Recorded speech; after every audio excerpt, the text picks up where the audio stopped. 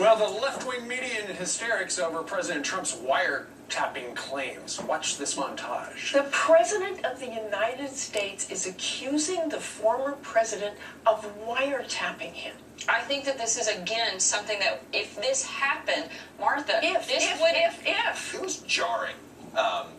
President Trump accusing President Obama. They haven't given any proof, but they have given Trump supporters a brand new talking point. That Trump's problems are really Obama's fault. But they don't know much of his claims come from their own reporting. Here to discuss is Christopher Bedford, editor-in-chief of the Daily Caller. Chris, good morning to you. Good morning. If. Well, according to New York Times and others, there was wiretapping, and the information was then provided to the White House. Look at this. New York Times. Trump offering no evidence as Obama tapped his phones. Trump's baseless wiretap claim. All of those things where they're talking about how hysterical things are. And yet, when you look at some of their reportage, they've talked about these wiretaps. Yeah, the question is not if.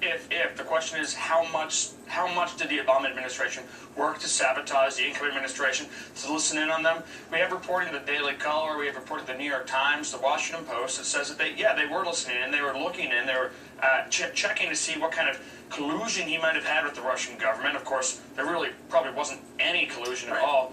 And so the question isn't even if, and now people to go back and attack their own reporting to try and say that, well, this is different, it's preposterous. Right. Chris, what do you make of that? Why are they doing it? I mean, if they've had evidence and they printed it in their own newspapers that, yeah, there were wiretaps, all part of the Russia investigation, and there was no collusion, why are they now, why is their hair on fire today? Well, you've seen it living in New York. I see it living in D.C. This weird Trump derangement syndrome that seems to have struck. Yeah, it seemed like it might be a passing thing. People may calm down. And it's nuts. They haven't. I start to wonder. I see these people who maybe appeared to be respectable a year ago getting more and more and more out of control. A New York Times columnist calling for Trump's tax returns to be illegally leaked. And people in the outgoing White House, the past White House, who maybe thought of themselves as good civil servants, suddenly went out of their way to sabotage the next president in a democracy. Sure. This derangement system has caused people to really spin out of control, and Donald Trump has shown that a lot of people in the media are exactly what maybe some on the far right had always said they were. They're total liberal shills. Well, and you look at the record of the Obama administration, I mean, they do have a record of abusing power. Just take a look at what they did with the IRS and targeting conservatives. I mean, that's pretty clear, isn't it? It was absolutely. I mean, the stuff that Richard Nixon ended up getting in trouble for didn't even hold a candle to using the IRS to target private citizens. If you were a guy named Charles or David Koch, you wake up every morning to hear the leaders of your country attacking you as a private citizen. And not only that, but even publicly, in the months before Donald Trump came into office, tying him up with executive orders, doing everything they could, changing the succession lines that we talked about earlier at the Department of Justice. So if Sessions is targeted, then he leaves. And most troubling of all, these deep state leaks against guys like General Flynn, these spies who are saying, hey, we've listened to these conversations, we're going to leak it to these reporters. Sure. It's an actual...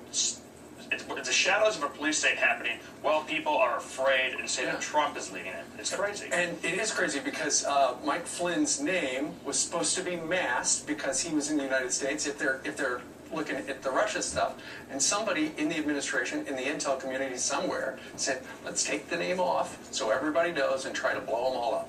It's one of the biggest stories of the year, easily. Why aren't all the channels talking about that? Because of this Trump derangement syndrome. It's crazy. I mean, if you're listening in on the newspapers and you're reading, you think that the biggest story is that Senator Jefferson Beauregard Sessions, a senator from Alabama, is colluding with the Russian government. That is crazy. That's conspiratorial. What's not conspiratorial is that spy agencies that are charged with protecting the United States, protecting the interests of the administration and United States citizens, are using their power to attack. It's like Oliver Stone's worst nightmare is coming true, but instead of being outraged, the people are excited and they're celebrating it because it's Donald Trump as the target. Sure. Well, we're not suggesting that the whole intel community is like that. Of course not. But it does appear there could be some bad actors there somewhere. All right, Chris Bedford from Daily Caller. Sir, thank you very much. Thank you. All right, straight ahead.